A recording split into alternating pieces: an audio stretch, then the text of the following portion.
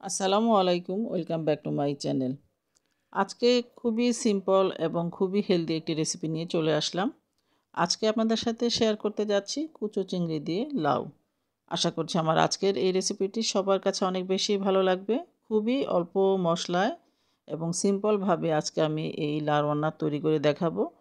তো দেখা যাক আমি কিভাবে এই রান্নাটি করে নিয়েছি। দেখতেই পাচ্ছেন এখানে আমি একটা ছোট সাইজের কচি লাউ নিয়েছি।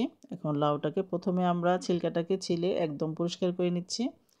তারপরে এই লাউটাকে কেটে আমি আমার পছন্দ অনুযায়ী স্লাইস করে কেটে নিব। আপনারা যেভাবে পছন্দ করেন ঠিক সেভাবে এই লাউটাকে কেটে নিয়ে নিতে পারেন।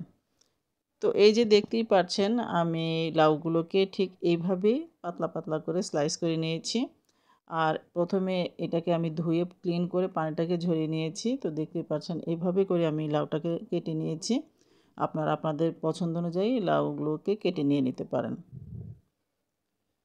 রা রান্না করার জন্য এখন আমরা চুলায় চলে আসলাম। দেখতেই পাচ্ছেন আমি এখানে একটি কড়াই বসিয়ে একদম খুবই অল্প তেল দিয়েছি। তেলটা একটু গরম হয়ে আসলে আমি এখানে বেশ খানিকটা পেঁয়াজ কুচি দিয়ে দিব। পেঁয়াজগুলোকে আমি একটু ভেজে নিয়ে নিব। মানে জাস্ট একটু হালকা করেই ভেজে নিয়ে নিচ্ছি। পেঁয়াজগুলো যখন একটু হালকা করে ভেজে নেওয়া হয়ে যাবে তখন আমি এখানে 1 টেবিল চামচের মতো সমপরিমাণ আদা, রসুন এবং জিরা পেস্ট করে নিয়েছিলাম। সেখান থেকে আমি 1 টেবিল চামচ পরিমাণ দিয়েছি। দিয়ে এটাকে আমি একটু ভালো মতো ভেজে নিচ্ছি যেন আদা রসুনের একটা ফ্লেভারটা পুরোপুরি চলে যায়। এরপর আমি এখানে একদম হালকা মশলা দিয়ে দিব। দেখতেই পাচ্ছেন আমি এখানে হাফ টিস্পুন ধনিয়া গুঁড়া দিলাম, হাফ টিস্পুন হলুদ গুঁড়া আর হাফ টিস্পুনের মতো লাল মরিচের গুঁড়া। আর স্বাদ মতো লবণটা দিয়ে অল্প একটু পানি দিয়ে দিচ্ছি যেন মশলাটা পুড়ে না যায়। এরপর ভালো মতো মশলাটাকে একটু কষিয়ে নেব। আমি আগেই বলেছি একদম ঠিক হালকা মশলায় আমি এই লাউটাকে রান্না করে নিচ্ছি।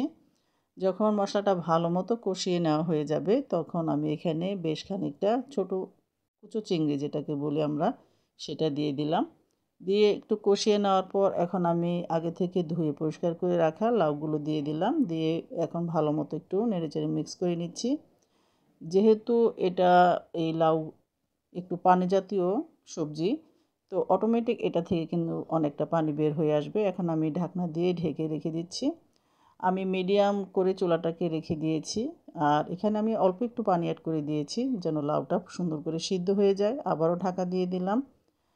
আমি আরও 10 মিনিট পর ফিরে আসলাম। তো দেখতে পাচ্ছেন এরই মাঝে আমার লাউটা কিন্তু অনেকটা হয়ে গিয়েছে। এখন উপর থেকে কিছু ধনিয়া পাতা কুচি দিয়ে দিলাম। এরপর একটু নেড়েচেড়ে নিয়ে আরও আমি এটাকে মিনিট 5 এর মতো চুলার উপরেই রেখে দিব, চুলার আঁচটাকে কমিয়ে।